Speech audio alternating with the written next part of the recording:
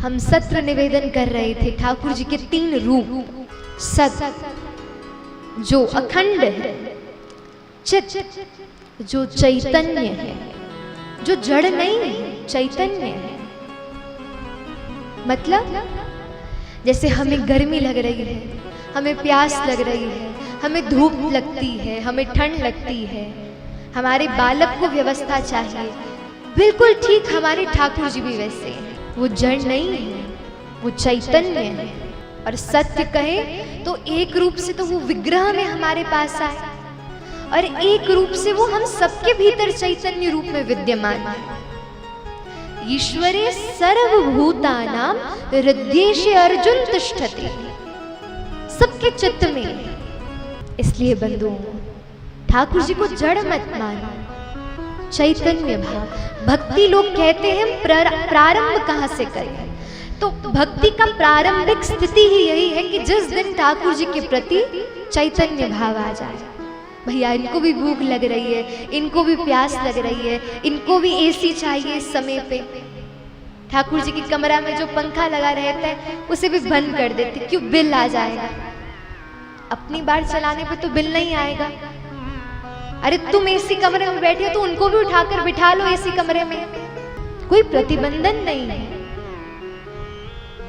पर उनके प्रति निश्चित रूप से चैतन्य भाव रखोगे तो आपको अनुभव भी होंगे ठाकुर जी के पलक झपकने के।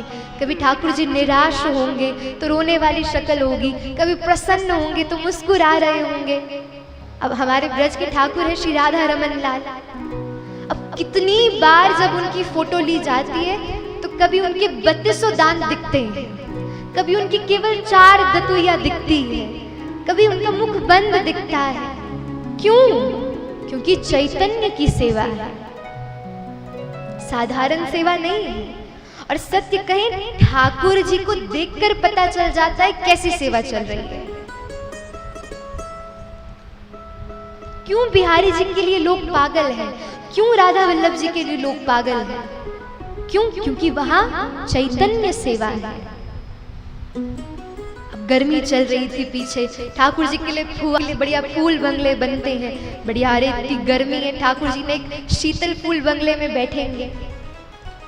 बिहारी जी सवेरे सारे ठाकुरों की तो मंगला 4, 4:30, 5 बजे हो जाएगी। बिहारी जी उठेंगे 8 बजे।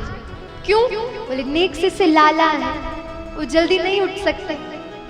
और जब उनकी मंगला होती है ना तो उसमें घंटी नहीं बजाते। क्यों नहीं बजाते? बोले अरे बालक को घंटी बजाओगे वो डर जाएगा, इसलिए गोसाई लोग घंटी नहीं बजाते। क्यों? क्योंकि चैतन्य सेवा है और वो प्रभाव दिखता है। इसलिए बंधुओं, ठाकुर जी को अपना बनाओ, किसी को नहीं। सब सांसारिक व्यवहार देखो, हम लोग क्या करते हैं, आज परिस्थिति उल्टी है। हम लोग नाटक करते हैं भक्ति में और चित्त से अपनाते हैं संसार को, जबकि उल्टा होना चाहिए।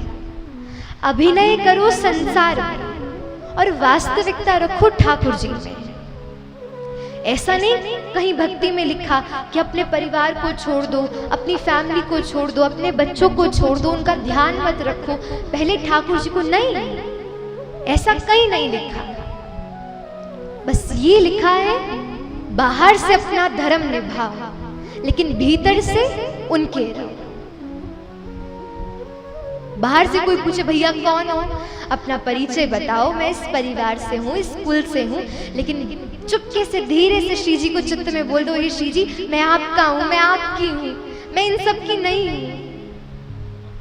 ये भक्ति का परिचय होना चाहिए।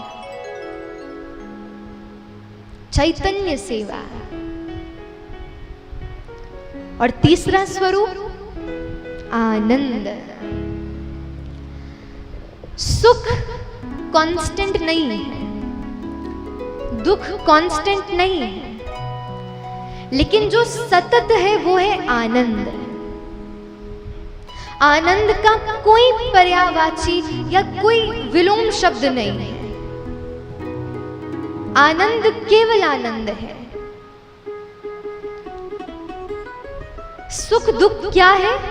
ये शरीर की स्थिति है, लेकिन आनंद क्या है? ये चित्त की स्थिति है। आनंदाम बुद्धिवर्धनम प्रतिपदम पूर्णामृत स्वादनम। आनंद है